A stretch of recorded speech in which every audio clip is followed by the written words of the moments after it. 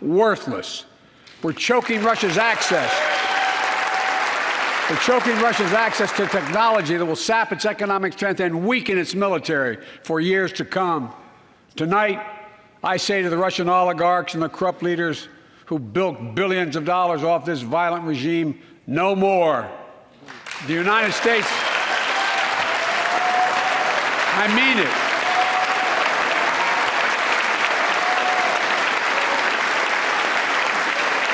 The United States Department of Justice is assembling a dedicated task force to go after the crimes of the Russian oligarchs.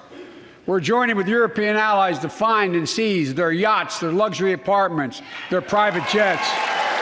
We're coming for your ill-begotten gains. And tonight, I'm announcing that we will join our allies in closing off American airspace to all Russian flights, further isolating Russia and adding additional squeeze on their economy.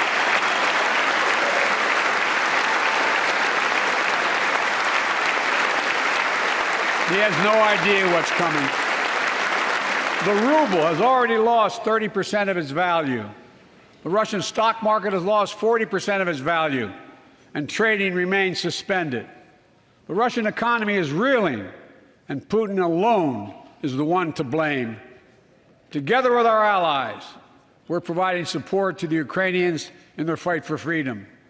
Military assistance, economic assistance, humanitarian assistance. We're giving more than $1 billion of direct assistance to Ukraine, and will continue to aid the Ukrainian people as they defend their country and help ease their suffering.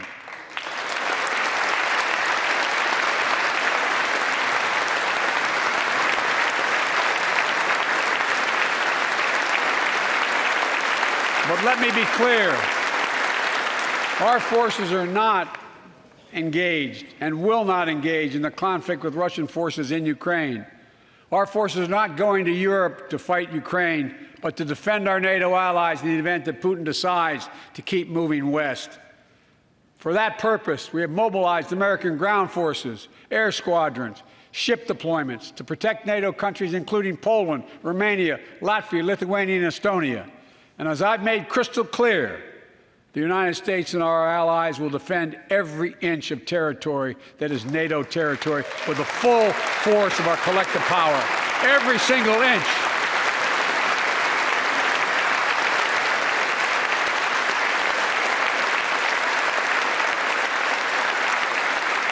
And we're clear-eyed. The Ukrainians are fighting back with pure courage. But the next few days, weeks, and months will be hard on them.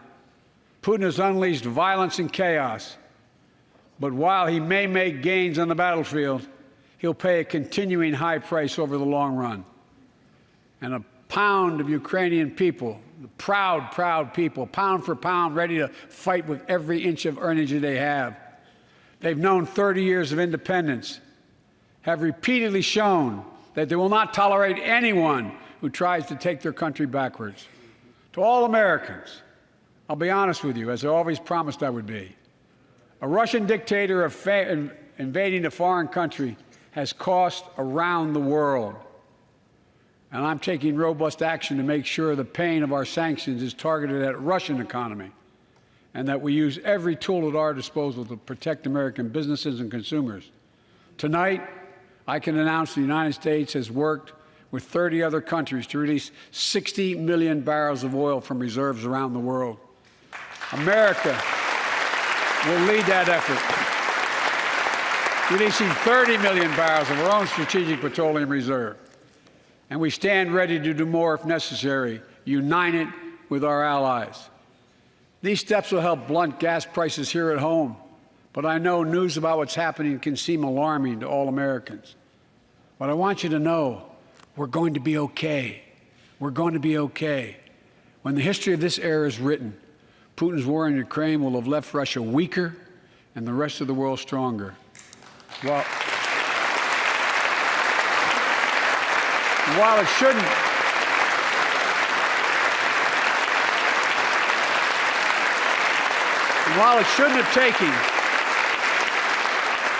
have taken something so terrible for people around the world to see what's at stake, now everyone sees it clearly. We see the unity among leaders of nations a more unified Europe, a more unified West. We see unity among the people who are gathering in cities and large crowds around the world, even in Russia, to demonstrate their support for the people of Ukraine. In the battle between democracy and autocracies, democracies are rising to the moment, and the world is clearly choosing the side of peace and security. This is the real test, and it's going to take time. So let us continue to draw inspiration from the iron will of the Ukrainian people. To our fellow Ukrainian Americans who forged the deep bond that connects our two nations, we stand with you. We stand with you. Putin may circle Kyiv with tanks, but he'll never gain the hearts and souls of the Iranian people. He'll never extinguish their love of freedom, and he will never weaken the resolve of the free world.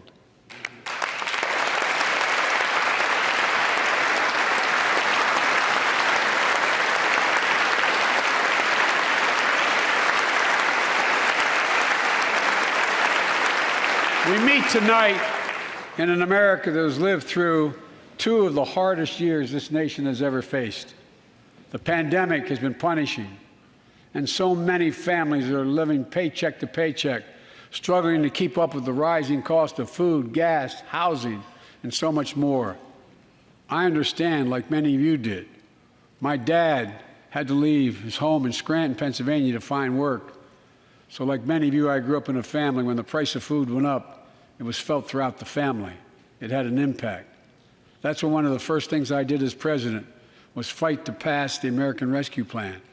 Because people were hurting, we needed to act, and we did. Few pieces of legislation have done more at a critical moment in our history to lift us out of a crisis.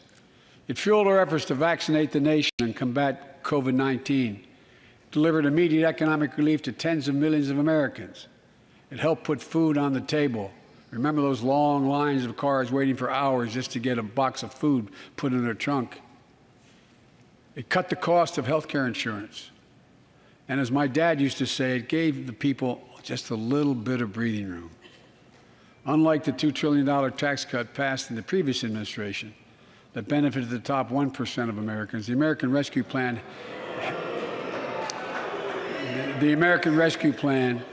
helped working people and left no one behind. Folks,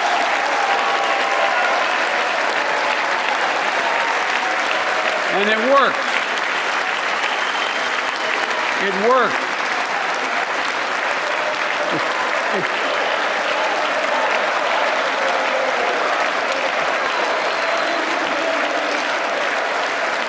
It worked.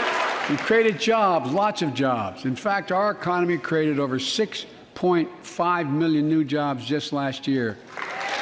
More jobs in 1 year than ever before in the history of the United States of America. The economy grew at a rate of 5.7 last year, the strongest growth rate in 40 years. And the first step in bringing fundamental change to our economy that hasn't worked for working people in this nation for too long. For the past 40 years, we were told that tax break for those at the top and benefits would trickle down and everyone would benefit. But that trickle-down theory led to a weaker economic growth, lower wages, bigger deficits, and a widening gap between the top and everyone else in nearly a century. Look, Vice President Harris and I ran for office, and I realize we have fundamental disagreements on this, but ran for office with a new economic vision for America. Invest in America, educate Americans, grow the workforce, build the economy from the bottom up and the middle out, not from the top down, because we know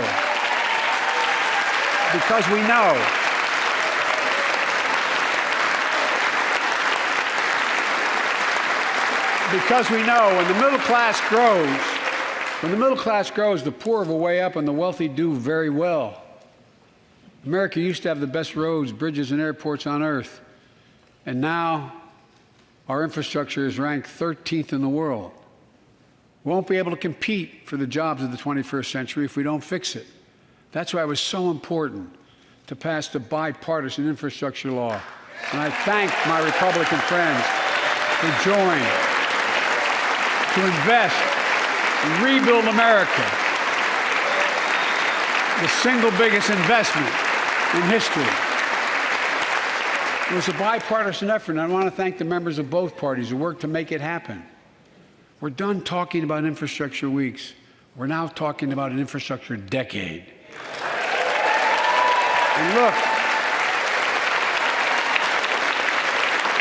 it's going to transform America, to put us on a path to win the economic competition of the 21st century that we face with the rest of the world, particularly China. I've told Xi Jinping it's never been a good bet to bet against the American people. We'll create good jobs for millions of Americans, modernizing roads, airports, ports, waterways, all across America. And we'll do it to withstand the devastating effects of climate change and promote environmental justice. We'll build a national network of 500,000 electric vehicle charging stations. Begin to replace the poisonous lead pipes so every child, every American has clean water to drink at home and at school. We're going to provide affordable, high-speed internet for every American, rural, suburban, urban, and tribal communities. 4,000 projects have already been announced. Many of you have announced them in your districts. And tonight, I'm announcing that this year, we will start fixing over 65,000 miles of highway and 1,500 bridges in disrepair. And folks,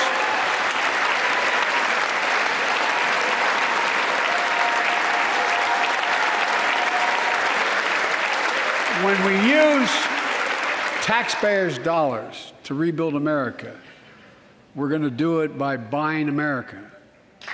Buy American products. Support American jobs. The federal government spends about $600 billion a year to keep this country safe and secure. There's been a law on the books for almost a century to make sure taxpayers' dollars support American jobs and businesses. Every administration, Democrat and Republican, says they'll do it, but we're actually doing it. We'll buy America to make sure everything from the deck of an aircraft carrier to the steel on highway guardrails is made in America from beginning to end. All of it. All of it.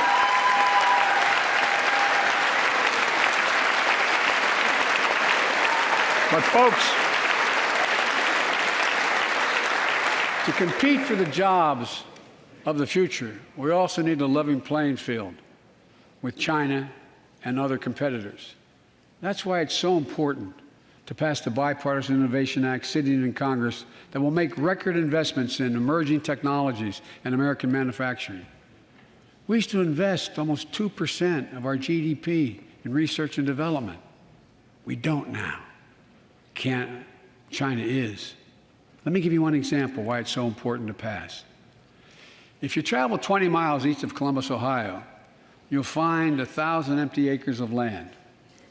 It won't look like much, but if you stop and look closely, you'll see a field of dreams, the ground on which America's future will be built. That's where Intel, the American company that helped build Silicon Valley, is going to build a $20 billion semiconductor megasite, up to 8 state-of-the-art factories in one place, 10,000 new jobs. And in those factories, the average job about $135,000 a year. Some of the most sophisticated manufacturing in the world to make computer chips the size of a fingertip that power the world in everyday lives, from smartphones, technology to the internet, technology that's yet to be invented. But that's just the beginning. Intel CEO Pat Gelsinger, who was here tonight. I don't know where Pat is. Pat, there you go. Pat, stand up.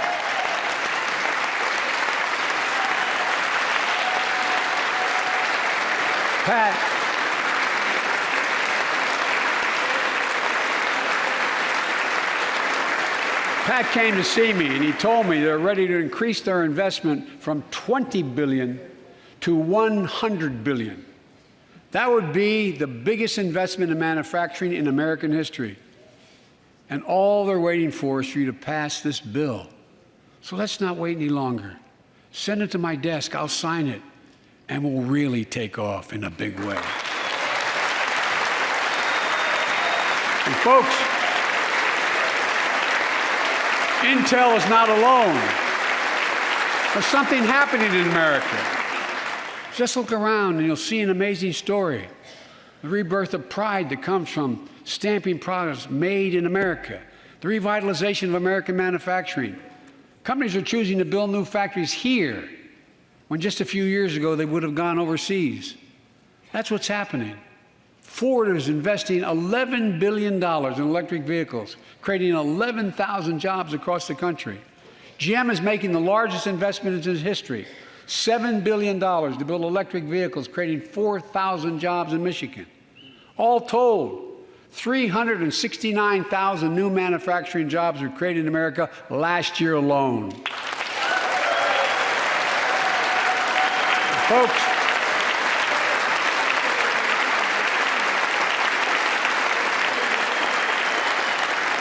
powered by people I've met like JoJo Burgess from generations of union steelworkers in Pittsburgh, who's here with us tonight. Where are you, JoJo? There you go. Thanks, buddy. As Ohio Senator Sherrod Brown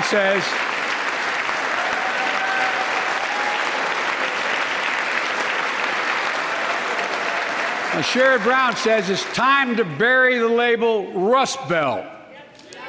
It's time to see what used to be called the Rust Belt become the home of a significant resurgence of manufacturing. And with all the bright spots in our economy, record job growth, higher wages, too many families are struggling to keep up with their bills. Inflation is robbing them of gains they thought otherwise they would be able to feel. I get it. That's why my top priority is getting prices under control. Look, our economy roared back faster than almost anyone predicted. But the pandemic meant that businesses had a hard time hiring enough people because of the pandemic to keep up production in their factories. So you didn't have people making those beams that went into buildings because they were out. The factory was closed. The panic also disrupted the global supply chain. Factories close. When that happens, it takes longer to make goods and get them to the warehouses, to the stores, and prices go up. Look at cars last year. 1/3 of all the inflation was because of automobile sales. There weren't enough semiconductors to make all the cars that people wanted to buy. And guess what? Prices of automobiles went way up, especially used vehicles as well. And so we have a choice. One way to fight inflation is to drive down wages and make Americans poorer. I think I have a better idea to fight inflation. Lower your costs, not your wages. And folks,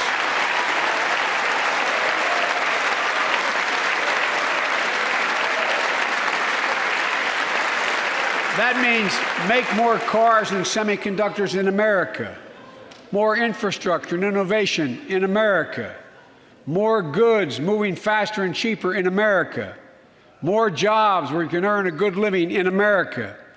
Instead of relying on foreign supply chains, let's make it in America. Look, economists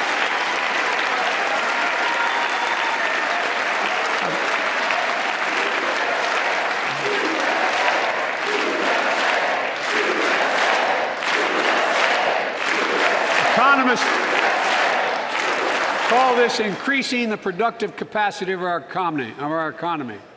I call it building a better America. My plan to fight inflation will lower your costs and lower the deficit. 17 Nobel laureates in economics said my plan will ease long-term inflationary pressures. Top business leaders, and I believe most Americans support the plan. And here's the plan. First, cut the cost of prescription drugs. We pay more for the same drug produced by the same company in America than any other country in the world. Just look at insulin. 1 in 10 Americans has diabetes. In Virginia, I met a 13-year-old boy, the handsome young man standing up there, Joshua Davis. He and his dad both have type 1 diabetes, which means they need insulin every single day. Insulin costs about $10 a vial to make. That's what it costs the pharmaceutical company. But drug companies charge families like Joshua and his dad up to 30 times that amount. I spoke with Joshua's mom. Imagine what it's like to look at your child who needs insulin to stay healthy and have no idea how in God's name you're going to be able to pay for it. What it does to your family, but what it does to your dignity, your ability to look your child in the eye, to be the parent you expect yourself to be. I really mean to think about that. That's what I think about. You know, yesterday, Joshua's here tonight, but yesterday was his birthday. Happy birthday, buddy, by the way. For Joshua and 200,000 other young people with type 1 diabetes, let's cap the cost of insulin at $35 a month, so everyone can afford it. And drug companies will do very, very well, their profit margin. While we're at it, I know we have great disagreements on this floor with this. Let's let Medicare negotiate the price of prescription drugs.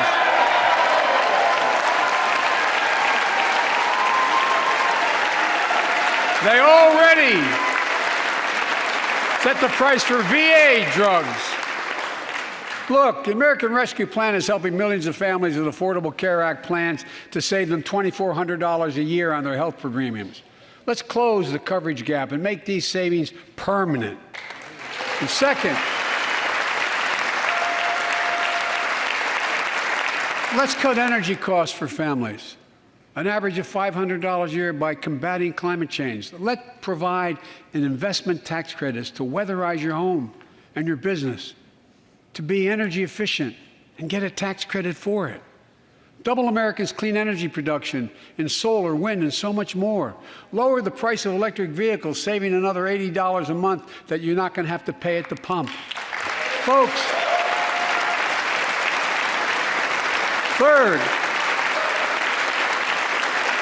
the third thing we can do to change the standard of living for hardworking folks is cut the cost of child care. Cut the cost of child care. Folks, if you live in a major city in America, you pay up to $14,000 a year for child care per child. I was a single dad for 5 years, raising 2 kids. I had a lot of help, though. I had a mom, a dad, a brother, and a sister that really helped. But middle class and working folks shouldn't have to pay more than 7% of their income to care for the young children. My plan would cut the cost of child care in half for most families and help parents, including millions of women who left the workforce during the pandemic because they couldn't afford child care, to be able to get back to work, generating economic growth. But my plan doesn't stop there. It also includes home and long-term care, more affordable housing, pre-K for 3- and 4-year-olds. All these will lower costs to families. And under my plan, nobody, let me say this again, nobody earning less than $400,000 a year will pay an additional penny in new taxes. Not a single penny.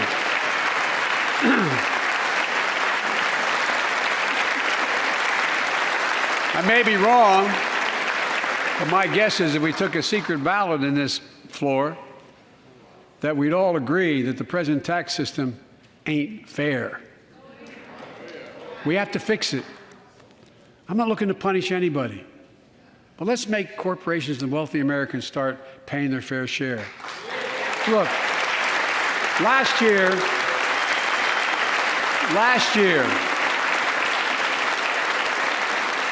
and like Chris Coons and Tom Carper and my distinguished Congresswoman, we come from the land of corporate America. There are more corporations incorporated in America than every other state in America combined. and I still won 36 years in a row. The point is, even they understand they should pay just a fair share. Last year, 55 of the Fortune 500 companies earned $40 billion in profit and paid zero in federal taxes. Now look, it's not fair. That's why I proposed a 15% minimum tax rate for corporations. And that's why in the G7 and other meetings overseas, I was able to be somewhat helpful. 130 countries agree on a global minimum tax rate. So companies can't get out of paying their taxes at home by shipping jobs and factories overseas. It'll raise billions of dollars. That's why I propose closing loopholes for the very wealthy who pay a lower tax rate than a teacher and a firefighter. So that's my plan, but we have to go more detailed later. We will grow the economy, lower the cost of families. So what are we waiting for? Let's get this done. We all know we've got to make changes. Folks,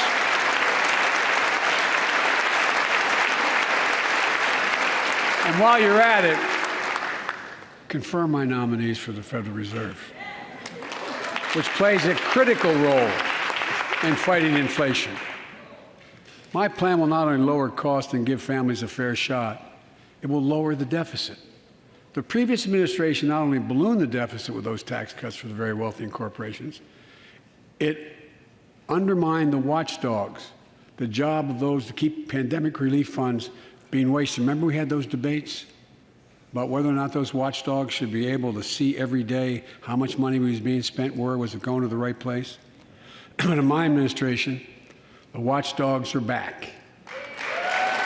And we're going to go after the criminals who stole billions of relief money meant for small business and millions of Americans. And tonight I'm announcing that the Justice Department will soon name a chief prosecutor for pandemic fraud.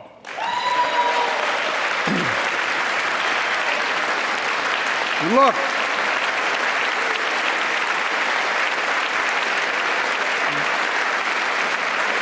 I think we all agree, thank you. By the end of this year, the deficit will be down to less than half of what it was before I took office. The only president ever to cut the deficit by more than $1 trillion in a single year. Lowering your cost also meant demanding more competition.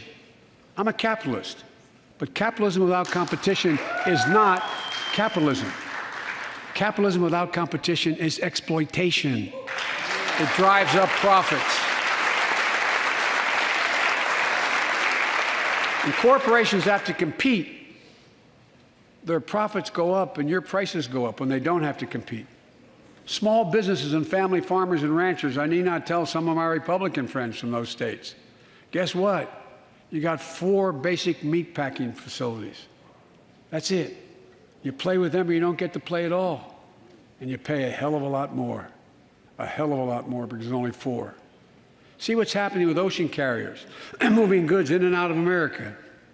During the pandemic, about half a dozen or less foreign-owned companies raised prices by as much as 1,000% and made record profits. Tonight, I'm announcing a crackdown on those companies overcharging American businesses and consumers. And folks,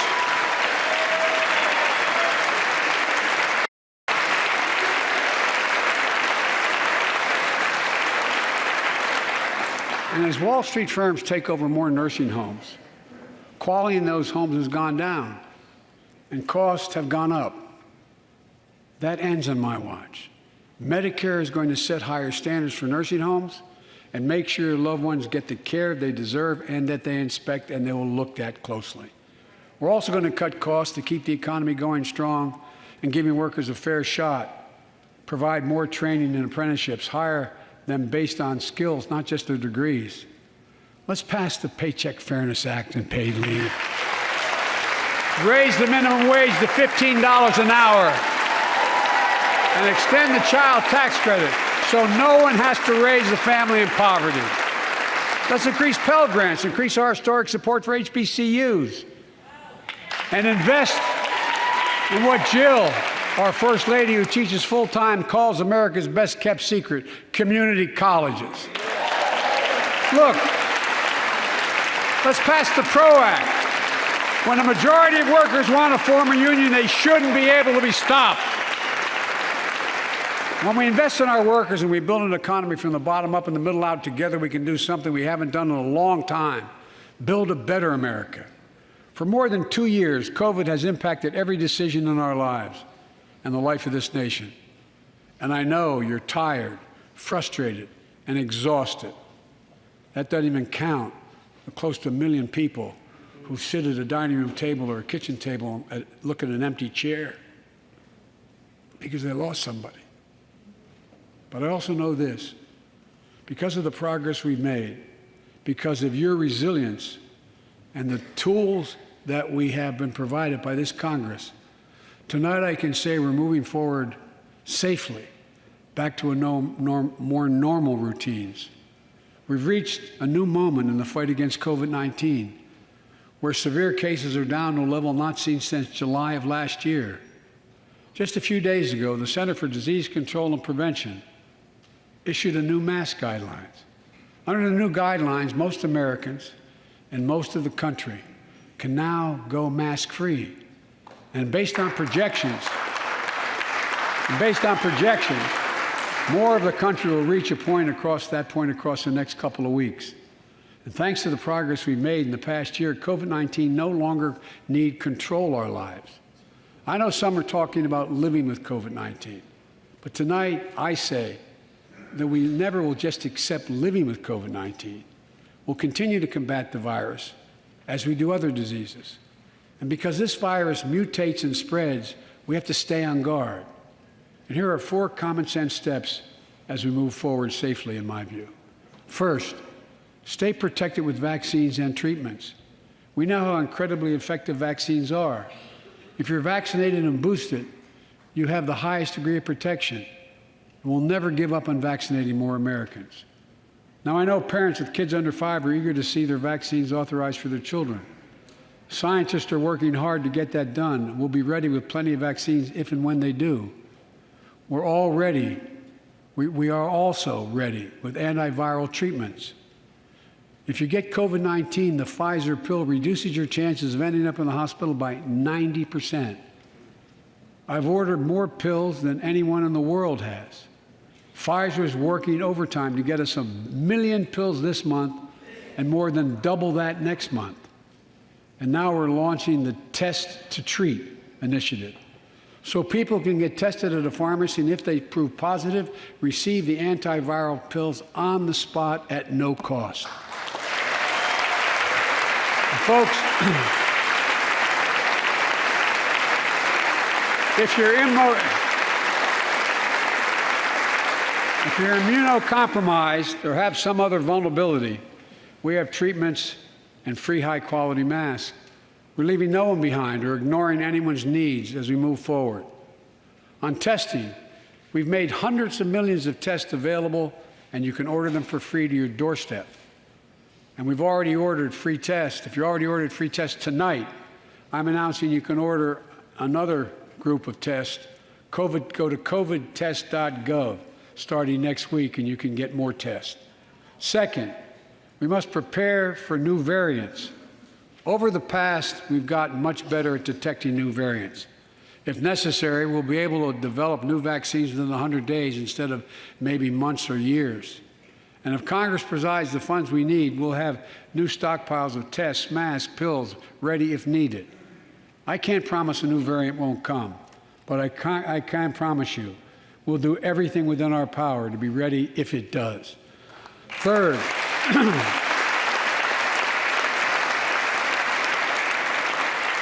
we can end the shutdown of schools and businesses. We have the tools we need. It's time for America to get back to work and fill our great downtowns again with people. People working from home can feel safe and begin to return to their offices. We're doing that here in the federal government. The vast majority of federal workers will once again work in person. Our schools are open. Let's keep it that way. Our kids need to be in school.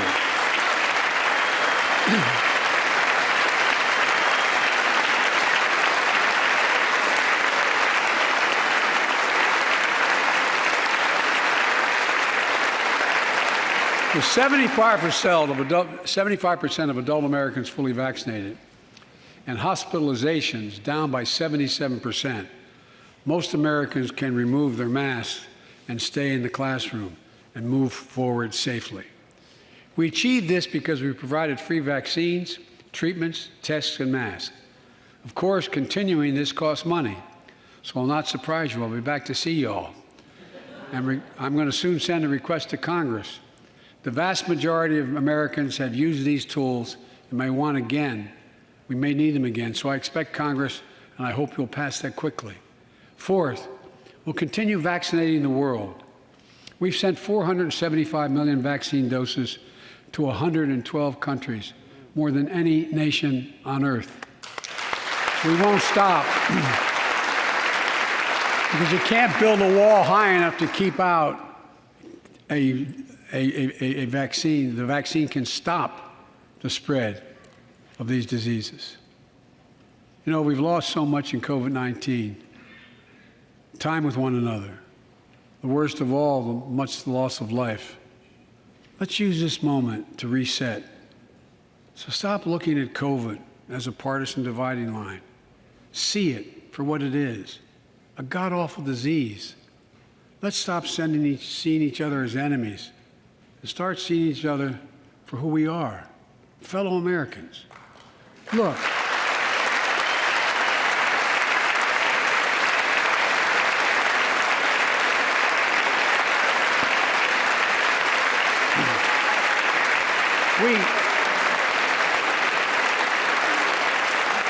We can't change how divided we've been. It was a long time in coming. But we can change how to move forward on COVID-19 and other issues that we must face together. I recently visited New York City Police Department days after the funerals of Officer Wilbur Mora and his partner, Officer Jason Rivera. They were responding to a 9/11 call when a man shot and killed them with a stolen gun. Officer Moore was 27 years old. Officer Rivera was 22 years old. Both Dominican Americans who grew up in the same streets that they later chose to patrol as police officers. I spoke with their families, and I told them that we are forever in debt for their sacrifices and will carry on their mission to restore the trust and safety of every community deserves. Like some of you that have been around for a while, I've worked with you on these issues for a long time. I know what works. Investigating crime prevention and community policing, cops who walk the beat, who know the neighborhood, and who can restore trust and safety.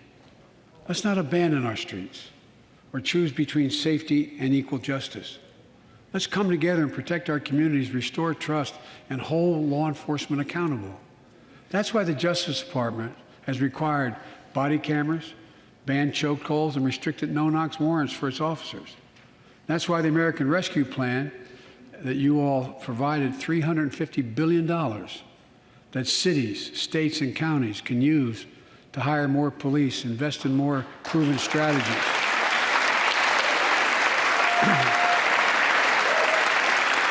Proven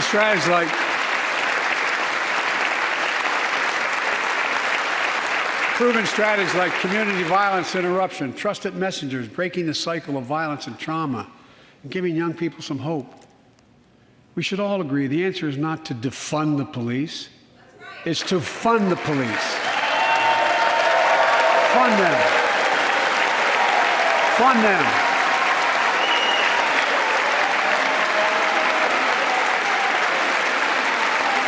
Fund them with resources and training. Resources and training they need to protect our communities. I ask Democrats and Republicans alike to pass my budget and keep our neighborhoods safe. And we'll do everything in my power to crack down on gun trafficking of ghost guns that you can buy online, assemble at home, no serial numbers, can't be traced. I ask Congress to pass proven measures to reduce gun violence. Pass universal background checks. Why should anyone on the terrorist list be able to purchase a weapon? Why? Why?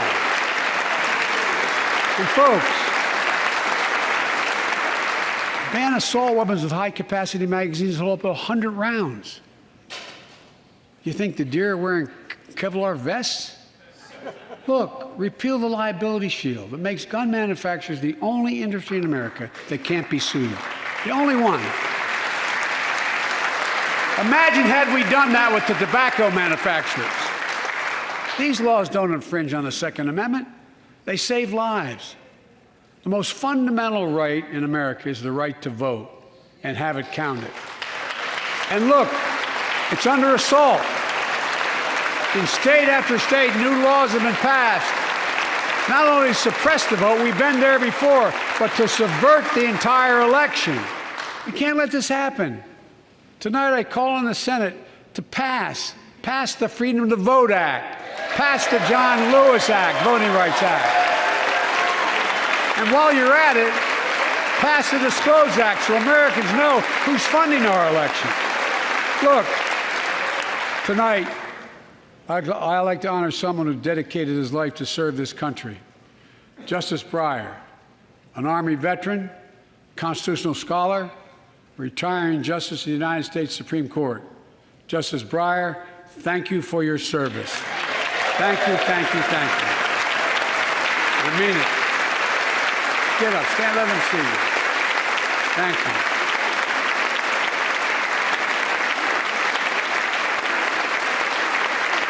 And we all know, no matter what your ideology, we all know one of the most serious constitutional responsibilities a president has is nominating someone to serve on the United States Supreme Court. As I did 4 days ago, I've nominated the Circuit Court of Appeals, Ketanji Brown Jackson, one of our nation's top legal minds, who continue in Justice Breyer's legacy of excellence. A former top litigator in private practice, a former federal public defender, from a family of public school educators and police officers. She's a consensus builder. Since she's been nominated, she's received a broad range of support, including the Fraternal Order of Police and former judges supported by Democrats and Republicans. Folks, if we're to advance liberty and justice, we need to secure our border and fix the immigration system.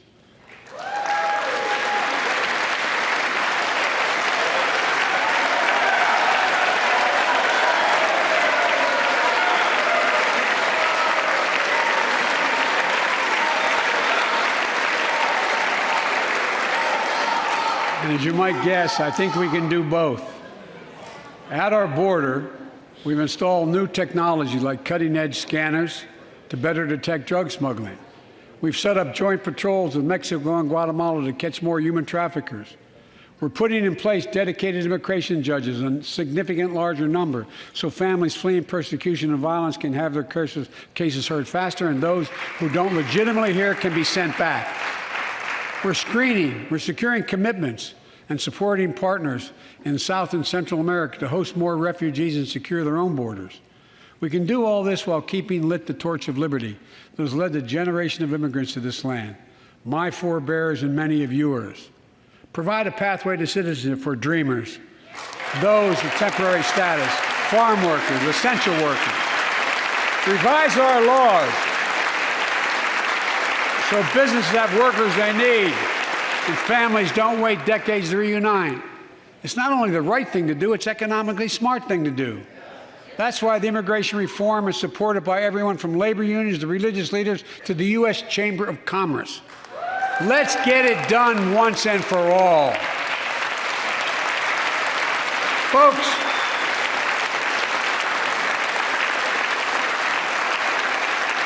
advancing liberty and justice also requires protecting the rights of women.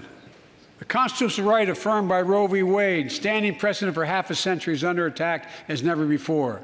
If you want to go forward, not backwards, we must protect access to health care, preserve a woman's right to choose, and continue to advance maternal health care for all Americans.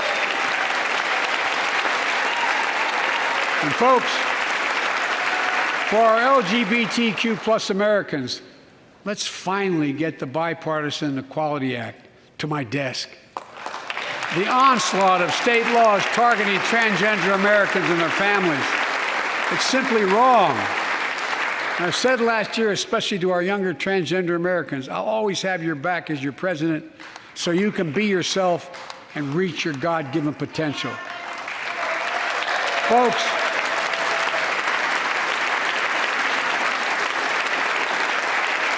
as I've just demonstrated, while it often appears we do not agree, and that we do agree on a lot more things than we acknowledge. I signed 80 bipartisan bills into law last year, from preventing government shutdowns, to protecting aging Americans from still too common hate crimes, to reforming military justice, and will soon be strengthening the Violence Against Women Act that I first wrote 3 decades ago. And it's important. It's important for us to show the nation we can come together and do big things. So tonight I'm offering a unity agenda for the nation. 4 big things we can do together, in my view. First, beat the opioid epidemic. There's so much we can do.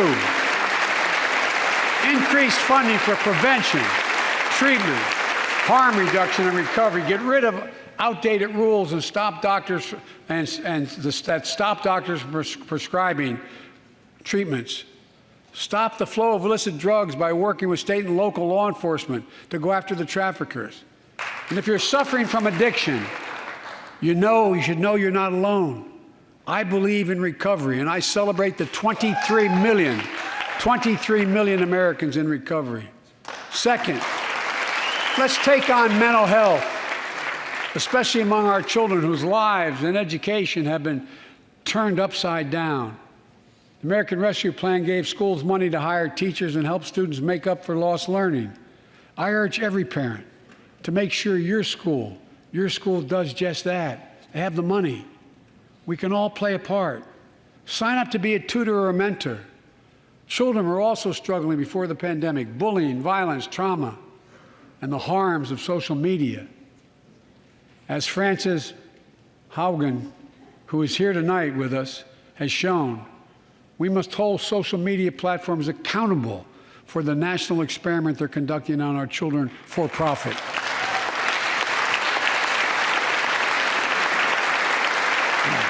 Folks, thank you. Thank you for the courage you showed. It's time to strengthen privacy protections, ban targeted advertising to children, demand tech companies stop collecting personal data on our children, and let's get all Americans the mental health services they need. More people can turn for help and full parity between physical and mental health care if we treat it that way in our insurance. Look,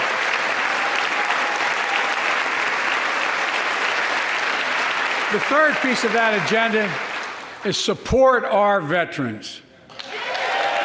Veterans are the backbone and the spine of this country. They're the best of us. I've always believed that we have a sacred obligation to equip those we send to war and care for those in their family when they come home. My administration is providing assistance in job training, housing, and now helping lower-income veterans get VA care debt-free. And our troops in Iraq and Afghanistan have faced many dangers, one being stationed at bases breathing in toxic smoke from burn pits. Many of you have been there. I've been in and out of Iraq and Afghanistan over 40 times. These burn pits that incinerate waste, the waste of war, medical and hazardous material, jet fuel, and so much more. And they come home, many of the world's fittest and best trained warriors in the world, never the same. Headaches, numbness, dizziness, a cancer that would put them in a flag-draped coffin. I know. One of those soldiers was my son, Major Bo Biden. I don't know for sure if the burn pit that he lived near, that his hooch was near in Iraq, and earlier than that in Kosovo, is the cause of his brain cancer, the disease of so many other troops. But I am committed to find out everything we can, committed to military families like Danielle Robinson from Ohio, the widow of Sergeant First Class Heath Robinson. He was born a soldier, Army National Guard, combat medic in Kosovo and Iraq, stationed near Baghdad, just yards from burn pits the size of football fields. Danielle is here with us tonight. They love going to Ohio State football games.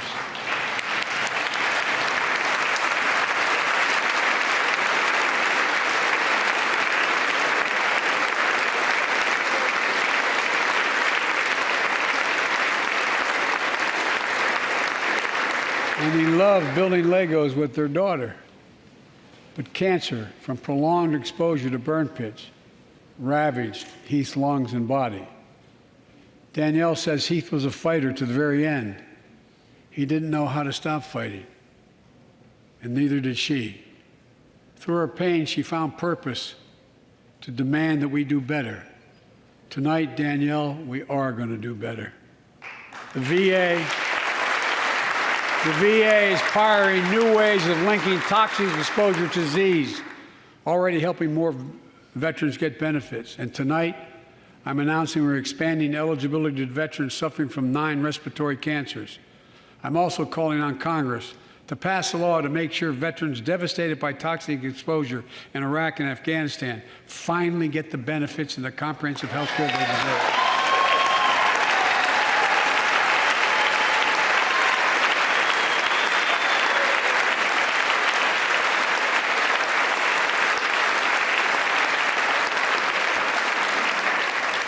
And fourth and last, let's end cancer as we know it.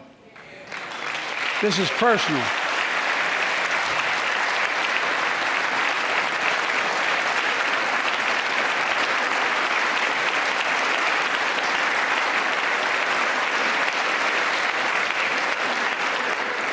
This is personal to me and to Jill and to Kamala and so many of you. So many of you have lost someone you love. Husband, wife, son, daughter, mom, dad. Cancer is the #2 cause of death in America, second only to heart disease. Last month, I announced the plan to supercharge the cancer moonshot that President Obama asked me to lead 6 years ago. Our goal is to cut cancer death rates by at least 50% over the next 25 years, and I think we can do better than that. Turn cancers from death sentences into treatable diseases. More support for patients and their families. To get there, I call on Congress to fund what I call ARPA-H, Advanced Research Projects Agency for Health, patterned after DARPA in the Defense Department. Projects that led in DARPA to the internet, GPS, and so much more to make our forces more safer and be able to wage war with more clarity. ARPA will have a singular purpose: to drive breakthroughs in cancer, Alzheimer's and diabetes, and more. A unity agenda for the nation. We can do these things. It's within our power, and I don't see a partisan edge to any one of those 4 things. My fellow Americans, tonight, we've gathered in this sacred space, the citadel of democracy, in this Capitol. Generation after generation of Americans have debated great questions amid great strife and have done great things. We fought for freedom, expanded liberty, debated totalitarianism and terror. We built the strongest, freest, and most prosperous nation the world has ever known. Now is the hour, our moment of responsibility, our test of resolve and conscience, of history itself. It is in this moment that our character of this generation is formed. Our purpose is found. Our future is forged. Well, I know this nation. We'll meet the test, protect freedom and liberty, expand fairness and opportunity, and we will save democracy As hard as those times have been, I'm more optimistic about America today than I've been my whole life, because I see the future that's within our grasp, because I know there's simply nothing beyond our capacity. We're the only nation on earth that has always turned every crisis we've faced into an opportunity. The only nation that can be defined by a single word: possibilities. So on this night, on our 245th year as a nation, I've come to report on the state of the nation, the State of the Union. And my report is this: the State of the Union is strong because you, the American people, are strong. We are stronger today. We are stronger today than we were a year ago. And we'll be stronger a year from now than we are today. This is our moment to meet and overcome the challenges of our time. And we will, as one people, one America, the United States of America. God bless you all, and may God protect our troops. Thank you. Go get him.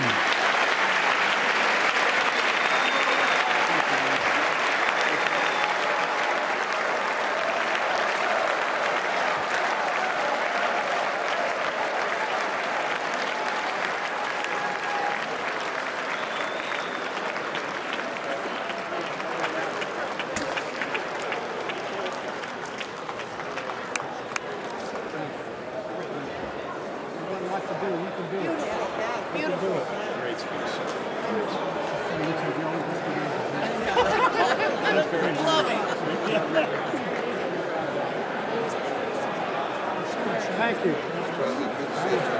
Good to see you guys. Well,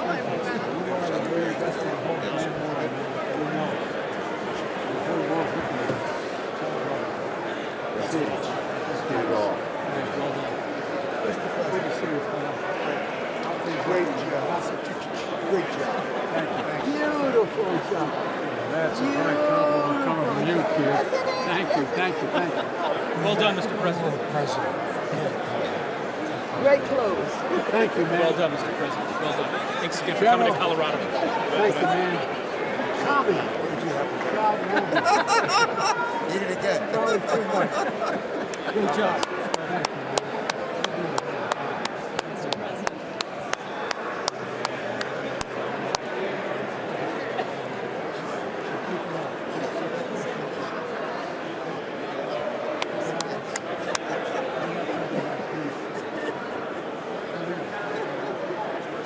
Thank you, man. Well done, Mr. President. That was a hell of a speech. Great job, Mr. President. yes. Nice inspirational speech. You know, they asked me, what did I want to hear tonight? I said, I wanted you to give us some hope. You knocked it out the park. Thank you. Thank you. Thank you. Great job. Besides, you got the best damn generals in the world. I'll tell you what. I'm telling you, listen to everything you say, as you know. Good to see you, man.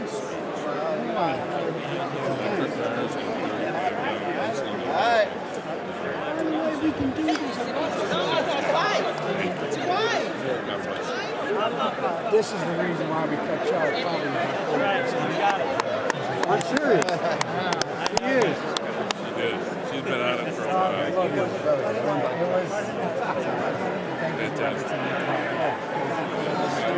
We can do this. Prescription drugs. The grace of God is in the name. We're cooking out rice and we got a shot.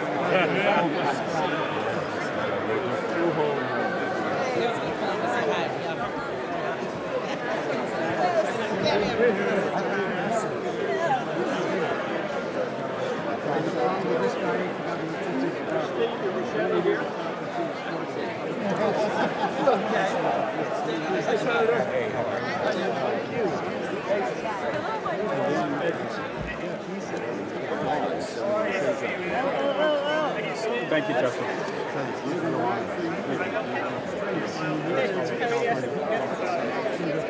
Nice to have everyone back here. Doing well. Good to see you.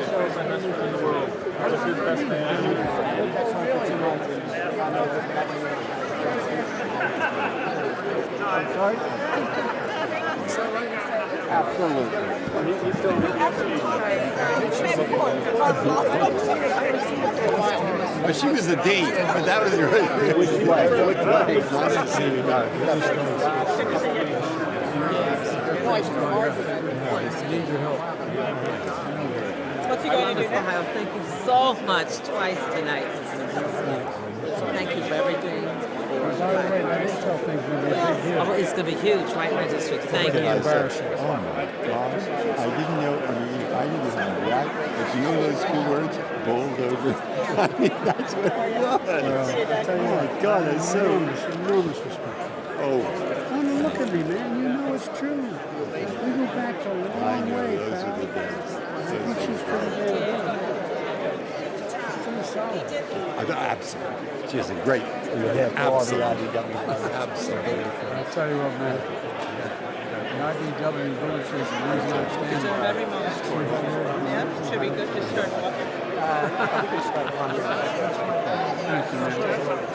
That was a historic speech. You don't like me. I'm fired up.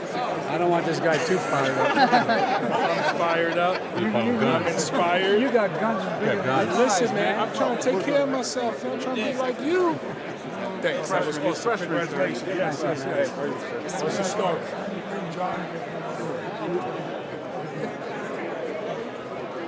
I mean, listen, I saw people at home wish you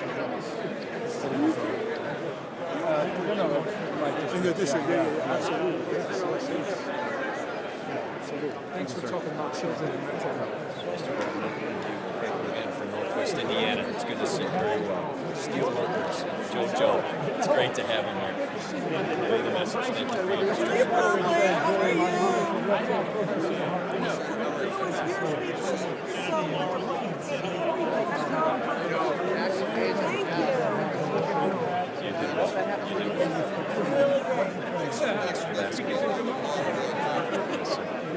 Good job, my friend. Thank you. Thanks for what you're doing.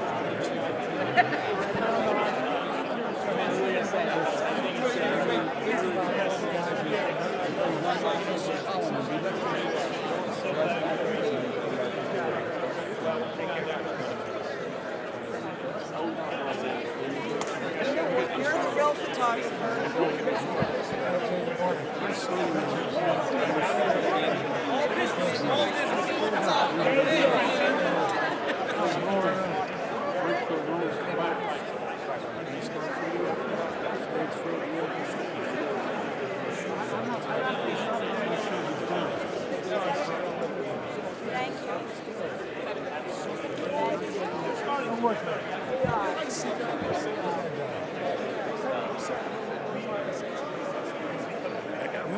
Sorry, I got me okay. I'm gonna take off.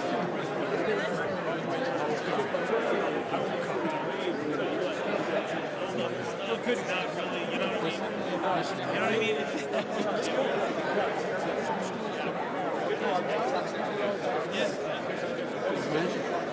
It's a solid.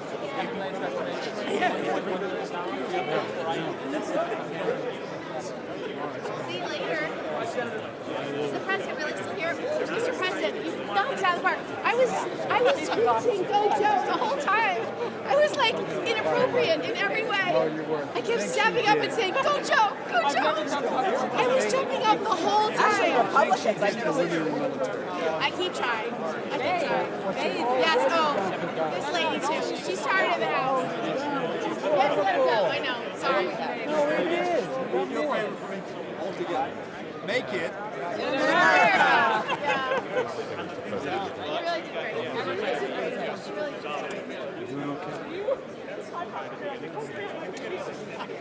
Yeah, he literally said all the high points over and over again. It's like all our favorite shows. I was keeping my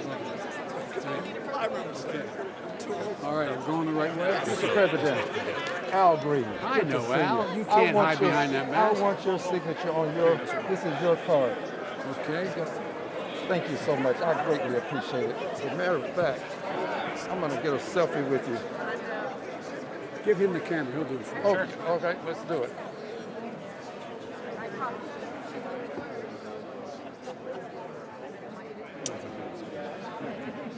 Thank you. I reminded me some words I heard when somebody was signing the Obamacare about the deal. Oh, look. God, thank God. Thank God my mother didn't hear that. Mr. President? Mr. President. Thanks. You're mildly prejudiced. I love you. It's just my time.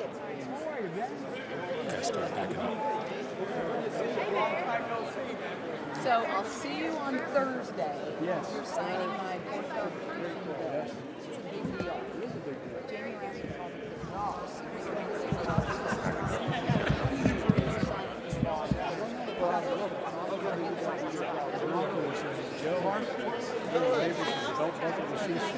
That's all right, baby. We're going to be more on Thursday. So I look forward to seeing you.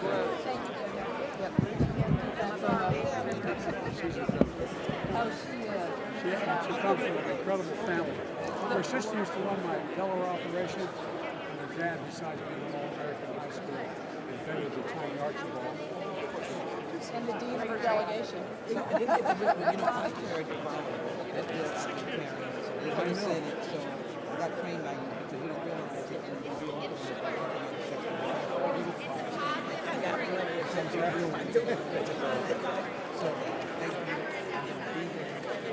Anything I can do, I care more about that than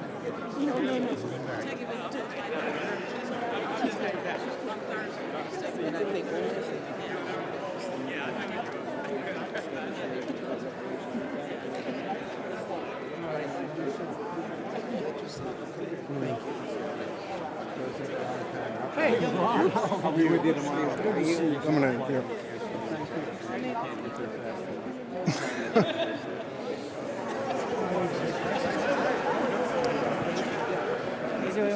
Thank you. Good to see you again.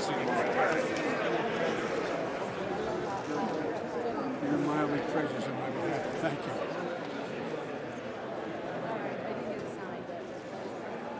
I'm with you. No, I get it. Good Lord. Go Bears. Get this. Oh. From the Ukrainian embassy for you and for your spouse. I love this lady.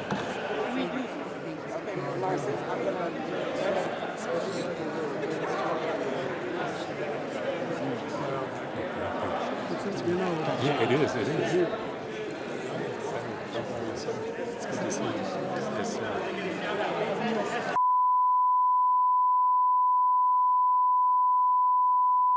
get next to it. Anything for the friend. if I were in Puerto Rico, I know, but my point is, I spend a lot of time in Puerto Rico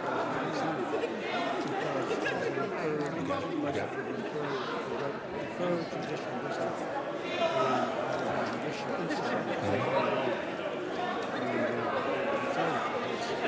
support. And guess what? I ain't feeling like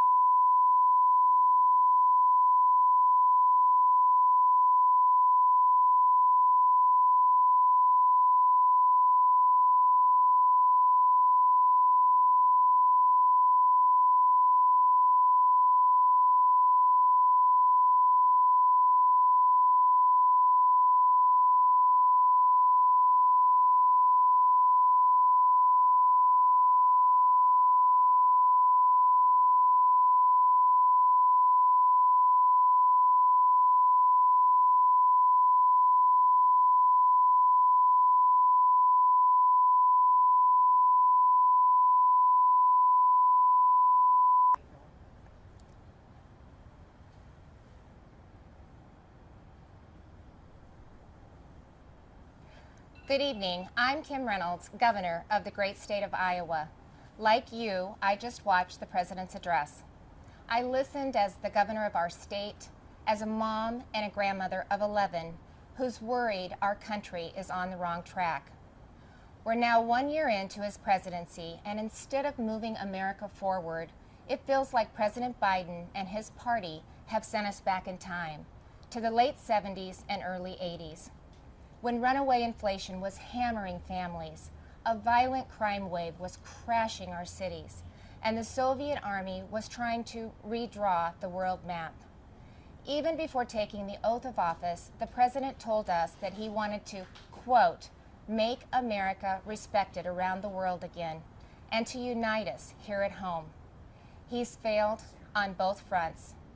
The disastrous Afghanistan withdrawal did more than cost American lives. It betrayed our allies and emboldened our enemies. North Korea is testing missiles again at an alarming rate. The Speaker of the House recently warned our Olympic athletes not to speak out against China. And now Russia has launched an unprovoked, full-scale military invasion of Ukraine, an attack on democracy, freedom, and the rule of law. Now all Americans must stand united in solidarity with the brave people of Ukraine as they courageously defend their country against Putin's tyranny as they fight for their freedom. But we shouldn't ignore what happened in the run-up to Putin's invasion, waiving sanctions on Russian pipelines while eliminating oil production here at home, focusing on political correctness rather than military readiness, reacting to world events instead of driving them. Weakness on the world stage has a cost, and the president's approach to foreign policy has consistently been too little, too late. It's time for America to once again project confidence. It's time to be decisive. It's time to lead. But we can't project strength abroad if we're weak at home. And that's what I want to discuss with you tonight. The President and Democrats in Congress have spent the last year either ignoring the issues facing Americans or making them worse. They were warned that spending trillions would lead to soaring inflation. They were told that their anti-energy policies would send gas prices to new heights, but they plowed ahead anyway, raising the price at the pump by 50% and pushing inflation to a 40-year high. 4 decades ago, when our nation was last reeling from inflation, I was a young working mom just starting out. My husband Kevin worked days while I watched our girls, and then we would literally switch.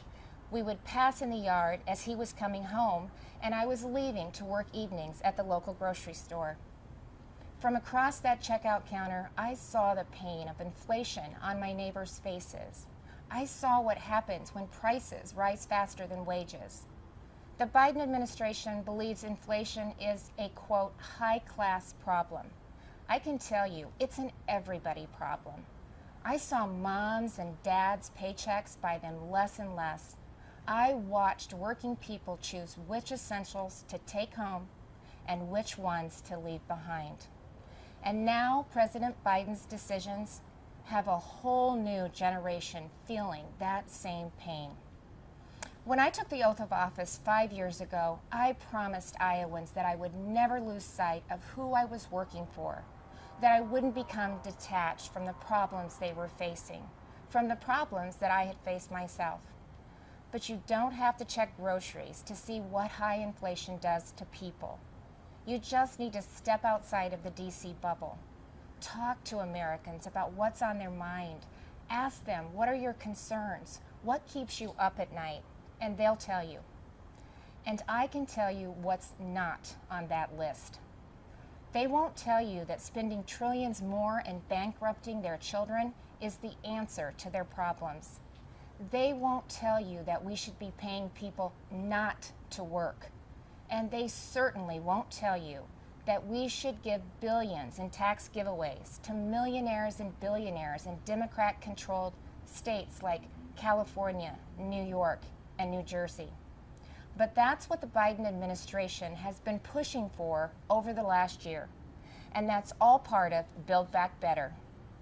Thankfully, the president's agenda didn't pass because even members of his own party said enough is enough. Well, the American people share that view. Enough is enough. And it's not just with DC spending.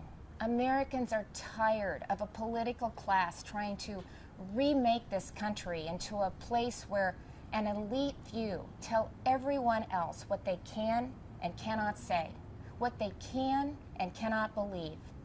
They're tired of people pretending the way to end racism is by categorizing everybody by their race. They're tired of politicians who tell parents they should sit down, be silent, and let government control their kids' education and future. Frankly, they are tired of the theater, where politicians do one thing when the cameras are rolling and another when they believe you can't see them. Where governors and mayors enforce mandates but don't follow them. Where elected leaders tell their citizens to stay home while they sneak off to Florida for sun and fun. Where they demand that your child wear a mask, but they go maskless. So you've heard the excuses. They were just holding their breath.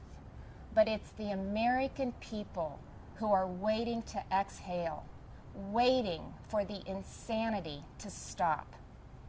We now live in a country where violent crime is out of control. Liberal prosecutors are letting criminals off easy, and many prominent Democrats still want to defund the police. You know, it seems like everything is backwards. The Biden administration requires vaccines for Americans who want to go to work or protect this country, but not for migrants who illegally cross the border. The Department of Justice treats parents like domestic terrorists, but looters and shoplifters roam free. The American people are left to feel like they're the enemy. This is not the same country it was a year ago. The president tried to paint a different picture tonight, but his actions over the last 12 months don't match the rhetoric. It's not what he promised when he took office. But it doesn't have to be that way. There is an alternative. Across the nation, Republican governors and legislators are showing Americans what conservative leadership looks like, what it means to respect the people we serve, to hear them out, to stand up for them and walk alongside them. We know that our problems require bold action, but we also know that bold action doesn't have to mean government action. It's Americans making their own decisions for their own families and future. Republican governors face the same COVID-19 virus head-on. But we honored your freedoms and saw right away that lockdowns and school closures, they came with their own significant cost, that mandates weren't the answer. And we actually listened to the science, especially with kids in masks and kids in schools. What happened and is still happening to our children over the last 2 years is unconscionable. Learning loss, isolation, anxiety, depression. In so many states, our kids have been left behind, and so many will never catch up. That's why Iowa was the first state in the nation to require that schools open their doors. I was attacked by the left, I was attacked by the media, but it wasn't a hard choice. It was the right choice. And keeping schools open is only the start of the pro-parent, pro-family revolution that Republicans are leading in Iowa and states across this country. Republicans believe that parents matter. It was true before the pandemic, and it has never been more important to say out loud. Parents matter. They have a right to know and to have a say in what their kids are being taught. Families also have every right to live in a safe and a secure community, and that begins with a safe and secure country. But the Biden administration has refused to secure our border. They've refused to provide the resources to stop human trafficking, to stop the staggering influx of deadly drugs coming into our neighborhoods. They've refused to protect you. With Texas and Arizona leading the way, I, along with Republican governors from several states, have sent resources to the border. And we've actually gone to the border, something that our president and vice president have yet to do since taking office. On the economy, the contrast couldn't be more stark. While Democrats in D.C. are spending trillions, sending inflation soaring, Republican leaders around the country are balancing budgets and cutting taxes, because we know that money spent on Main Street is better than money spent on bureaucracy. Today, I signed legislation that eliminates Iowa's tax on retirement income and sets our tax rate at 3.9%. That's less than half of what it was just 4 years ago. And it shouldn't come as a surprise that out of the top 20 states with the lowest unemployment rates, 17 have Republican governors. Republicans may not have the White House, but we're doing what we can to fill the leadership vacuum. And on the issues that are affecting Americans, Republicans are leading. We're standing up for parents and kids. We're standing up for life. We're keeping our communities safe and thanking those in uniform. We're fighting to restore America's energy independence, and that includes biofuels. We're getting people back to work, not paying them to stay home.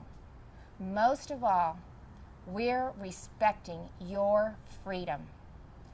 Behind me stands Iowa's Capitol, where we display our state motto: our liberties we prize and our rights we will maintain. And those aren't just empty words.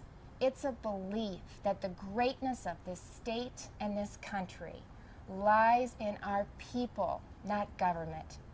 You shouldn't have to wake up every morning and worry about the next thing the government is going to do to you, your business, or your children.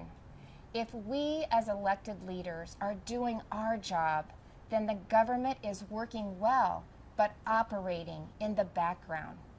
It's supporting the ingenuity and spirit of our people, not drowning them out. It's keeping them safe, not restricting their freedom. That's what I believe, that's what Republicans believe, and that's what Republicans are doing. I am so blessed to be the governor of Iowa, where people are humble, hardworking, and patriotic. We take care of each other. And yes, we are, as they say, Iowa nice. But you don't have to be from Iowa to see that those are the values of America at its best. All of America. Over the last few years, I've put my faith in Iowans, and they haven't let me down. I encourage this president to do the same, to put his faith in you, the American people, who have never wavered in your belief in this country, regardless of who leads it. Because you know, you've shown that the soul of America isn't about who lives in the White House. It's men and women like you in every corner of this nation who are willing to step up and take responsibility for your communities, for your neighbors, and ultimately for yourselves. By that most important measure at least, the state of our union is indeed strong. Thank you, God bless you, and God bless the United States of America.